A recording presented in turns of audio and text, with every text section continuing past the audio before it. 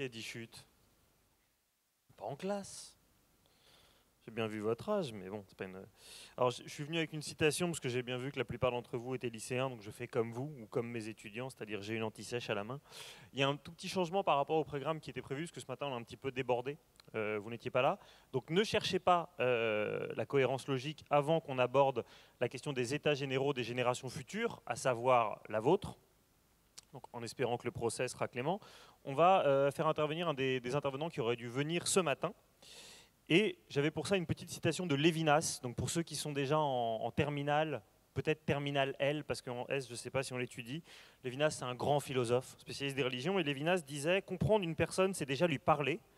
Poser l'existence d'autrui en la laissant être, c'est déjà avoir accepté cette existence, avoir tenu compte d'elle. » C'est quelque chose qu'on fait assez peu, en fait, avec les personnes qui sont en très grande difficulté, principalement les SDF et les sans-abri. Et c'est pour ça que la personne qui va intervenir dans quelques instants s'est engagée il y a 2-3 ans. Il a commencé sa vie de salarié au sein de Positive Planet de Jacques Attali. Et désormais, il a monté une ONG qui s'appelle Le Carillon. Il s'appelle Louis-Xavier Lucas. Merci de lui faire un accueil très chaleureux parce que c'est lui qui réattaque l'après-midi. Louis-Xavier.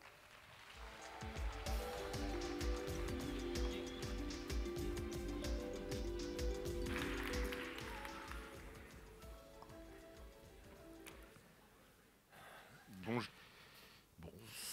Avant de vous parler du projet et de comment on cherche à transformer de manière positive les territoires, je vous invite en fait à repartir un petit peu en enfance avec moi. Quand j'étais petit, dans mon quartier du 11e arrondissement de Paris, quand je croisais des personnes sans abri, j'étais avec mes parents, eh ben, j'étais choqué. J'étais choqué, je demandais à mes parents pourquoi est-ce qu'ils sont à la rue, pourquoi est-ce qu'ils n'ont pas d'argent, pourquoi on ne les aide pas. Évidemment, c'est dû à une candeur naturelle, une naïveté qu'on a seulement quand on est vraiment tout petit. Et puis j'ai grandi. Et quand on grandit, en fait, on désapprend à être indigné. Et c'est pas parce qu'on est méchant, c'est pas parce qu'on est malveillant, c'est pas parce qu'on s'en fout. C'est plutôt qu'on s'habitue. On s'habitue à la misère, on la voit tous les jours, et à la fin, ça nous fait presque plus rien. À tel point que moi, je voulais aider, mais en fait, je suis parti pour aider. Je suis parti plutôt loin, dans des pays dits en développement, pour l'ONG Positive Planet à l'époque, mais pour d'autres aussi. Là-bas, j'ai vu d'autres formes de misère, d'autres formes de précarité évidemment, mais j'ai aussi découvert une solidarité extrêmement naturelle, extrêmement simple, qui est liée parfois à la tradition, qui est liée au fait que dans ces sociétés, on peut inclure un peu tout le monde de manière informelle. En gros, voilà, moi au Sénégal, je voyais peu de personnes à la rue finalement, elles avaient tout droit à une petite part dans leur société. Et en fait, petit à petit, j'ai réappris à m'indigner. À tel point que quand je rentrais en France en vacances pour revoir ma famille, je repartais dans mon 11e arrondissement. Évidemment, il y avait encore plus de personnes sans abri, malheureusement. Mais là, c'était impossible pour moi de passer à côté sans m'arrêter. Donc j'ai commencé à discuter avec eux, et là je me suis rendu compte qu'en fait, je connaissais bien mieux les besoins des micro-entrepreneurs de la région de Kaolack au Sénégal que les besoins de personnes sans abri qui sont en bas de là où je suis né. Là, je me suis posé plein de questions, à tel point que je me suis dit, bon, rentre en France et essaye de travailler sur des problématiques sociales en bas de chez toi. Alors je me suis rapproché du mouvement Emmaüs particulièrement, avec qui j'ai travaillé 2 ans. Et là, j'ai découvert deux choses très importantes. La première, c'est que l'action sociale aujourd'hui, en tout cas en France, est relativement professionnalisée et laisse pas trop la part aux citoyens. Et ça s'est confirmé. Je discute avec des citoyens qui me disent « on aimerait aider, on aimerait le faire, mais on ne sait pas comment faire. On a nos problématiques, on a nos charges à payer, on a déjà nos problèmes, on ne peut pas forcément être bénévole dans des assos.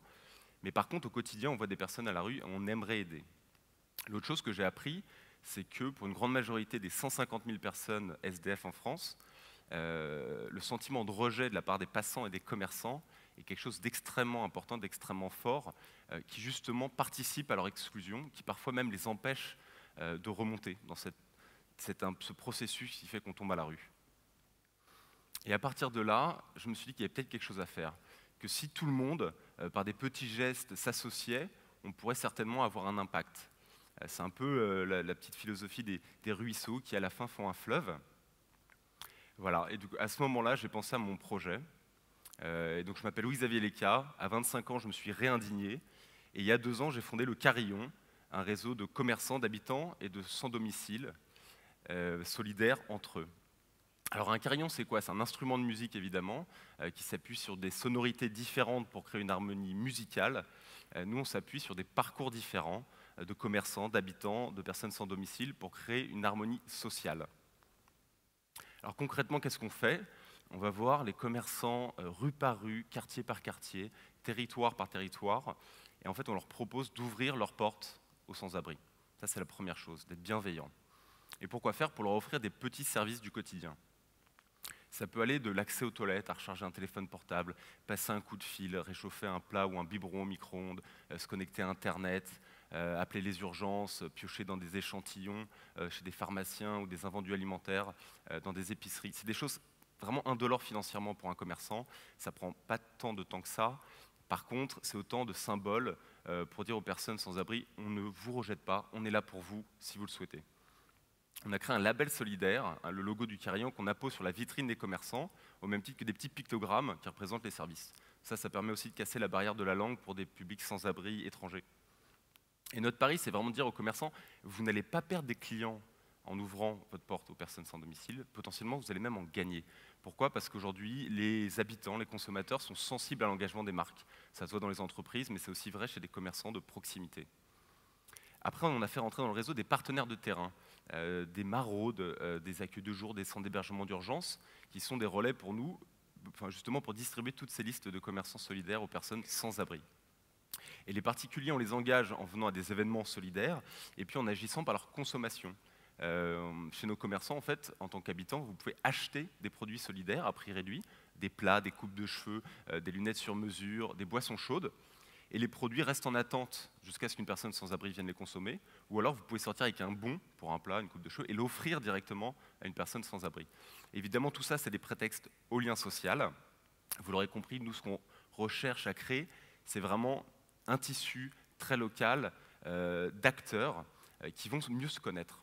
Et justement, travailler sur les liens sociaux à l'échelle du territoire, c'est aussi rendre la société et les territoires plus résilients, c'est-à-dire plus résistants aux chocs qui peuvent arriver, parce que les gens se connaissent mieux et les gens peuvent réagir beaucoup plus vite. Alors je vous l'ai dit, ça fait à peu près 2 ans que j'ai démarré ce projet. Moi, j'avais commencé dans le 11e avec les commerçants de mon enfance. Aujourd'hui, on est une équipe de 25 personnes à temps plein, que je salue aujourd'hui évidemment. On a un réseau de plus de 700 commerçants à Paris, Lille, Nantes, Lyon et Marseille qui ont déjà rendu plus de 16 000 services à des sans-abri. Et j'aime pas parler de services, c'est plutôt 16 000 rencontres, 16 000 discussions, 16 000 sourires. On a un modèle en test à Melun, qui est un modèle un peu de franchise, où là on laissera la main sur le projet à d'autres associations locales, ça nous permettra d'essaimer plus largement. Il faut savoir aussi qu'on a une belle couverture presse, donc le projet en fait, a créé des émules à l'international. Ça démarre à Seattle, ça démarre à Amsterdam et c'est en préparation dans pas mal de villes, dont Sydney d'ailleurs, qui m'a prévenu récemment. Et puis notre stratégie, c'est vraiment voilà, de diffuser notre méthodologie pour que demain des petits carillons naissent un petit peu partout, en fédérant des milliers de commerçants, des milliers d'habitants, qui ensemble pourront justement casser ce sentiment de rejet, redonner un petit peu de dignité aux personnes sans abri. Alors vous l'aurez compris, nous c'est vraiment par la solidarité comme prétexte au lien qu'on essaie de transformer positivement les territoires. Alors pour ça, comme on est un réseau, on a besoin de tout le monde. C'est vraiment un effort collectif, donc des acteurs publics, des entreprises, des fondations, des habitants, des commerçants, évidemment des personnes sans abri. On a des bénévoles sans abri chez nous, on est beaucoup dans le faire avec. Donc on compte sur vous, les générations futures, si j'ai bien compris, pour nous aider à continuer à mettre en musique ce carillon et le faire même résonner encore plus haut et encore plus fort. Merci de m'avoir écouté.